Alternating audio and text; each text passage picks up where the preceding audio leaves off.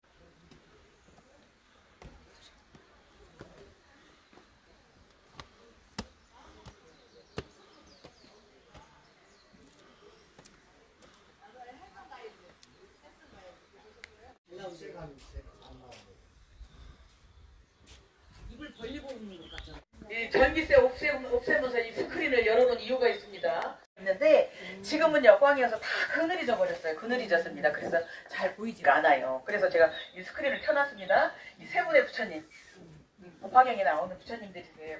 그리고 여기 보시면 작은 부처님들 이렇게 작은 부처님들이 여기 이렇게 세 분이 이렇게 계세요. 세 분이 계시고 그런 것들. 그리고 지금 이 부처님이 표정이 하나하나 다 그대로 살아있어요.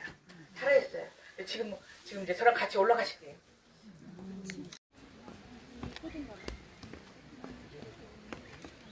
것은 백제의 미소라고 하는 별칭입니다. 빛이 비치는 것에 따라서 미소가 엄청 달라지요. 네, 빛이 없으니까 미소가 안 보입니다.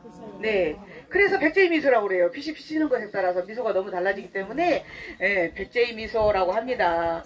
이 세 분의 부처님은 법화경이라는 경전에 나오시는 부처님이세요. 보시는 방향대로 설명드립니다. 서산 용현리 마예열의 삼존상이라고 하는데 서산 용현리는 지역 이름입니다. 마예라는 것은 갈마자에다 절벽 애자예요. 절벽을 갈았다, 바위를 갈았다 하는 공법입니다. 공법 어떻게 만들었냐에 대한 공법입니다. 열애라는 것은 부처님을 부르는 호칭인데 인도말로 열애는 돌아오다, 도달하다, 오다 이런 의미를 갖고 있어요. 그래서 진리에 도달하다, 진리에 오다 이런 의미를 갖고 있습니다.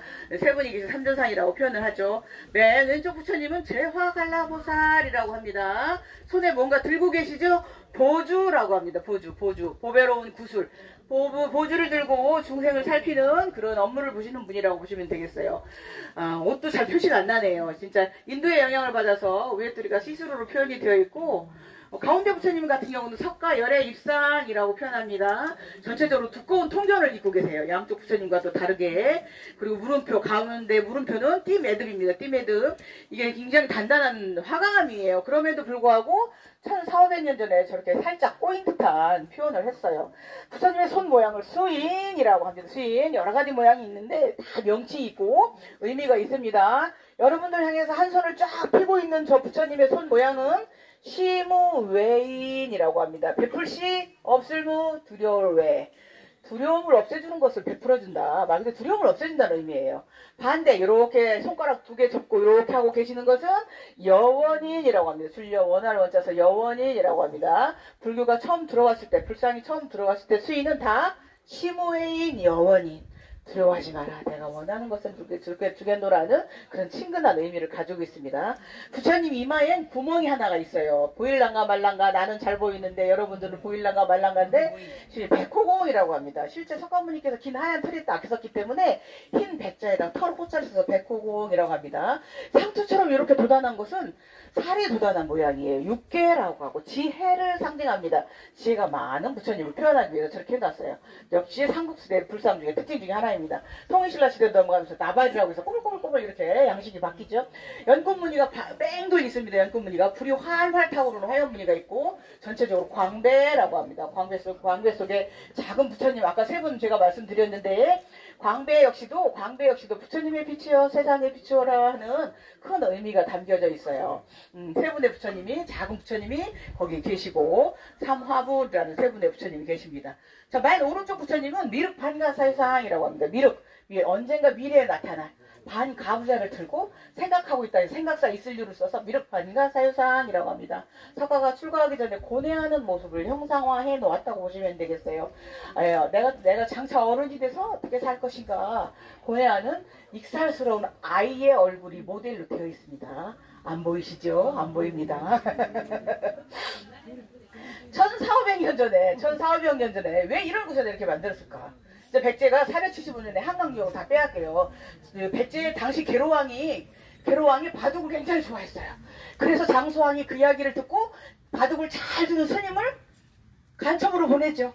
그래서 그 스님이랑 매일 놀아요. 그 스님이 맨날 이야기합니다. 왕이시여, 당신 집 좀 더 궁궐 좀 크게 지어서 멋있게 사세요. 이렇게 말 그대로 군사 정비는 안 하고 맨날 놀고 내 집만 잘 짓고 이렇게 이제 개로왕이 그렇게 살았던 거예요. 장수왕이 어느 날 쳐들어와서 괴로워하면서 죽죠. 그 다음 왕이 문주왕이에요. 문주왕이 급하게 공주로 이사를 가죠. 수도를 옮겼습니다. 공주로 수도를 옮기고 보니까 당시에는 한강 유역을 이용해서 중국과 교역을 했는데 이제 한강이 없으니 새로 물길을 찾게 됩니다. 그게 바로 태안반도예요.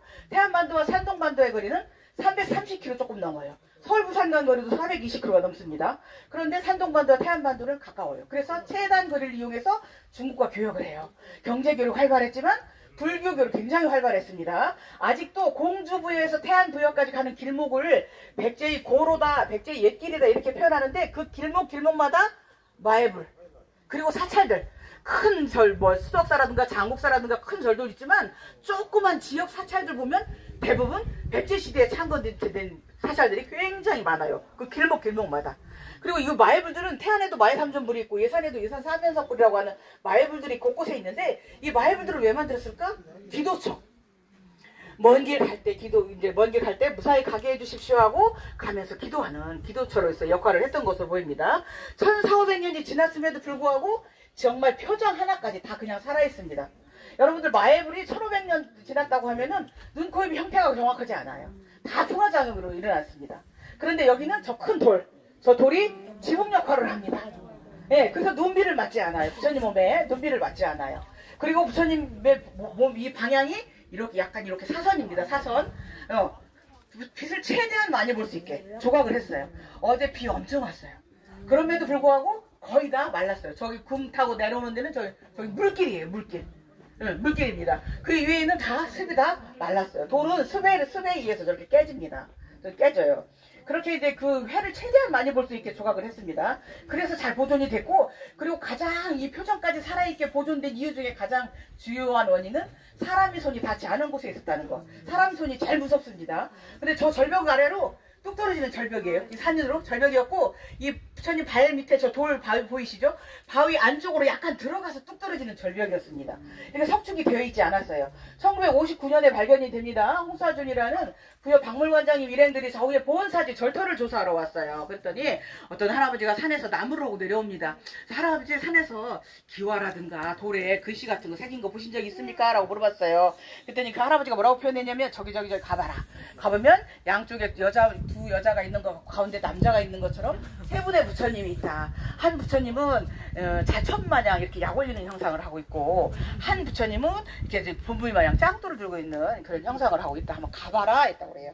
이 마을분들은 존재는 다 알고 있었죠. 가치를 생각하지 않을 때였죠.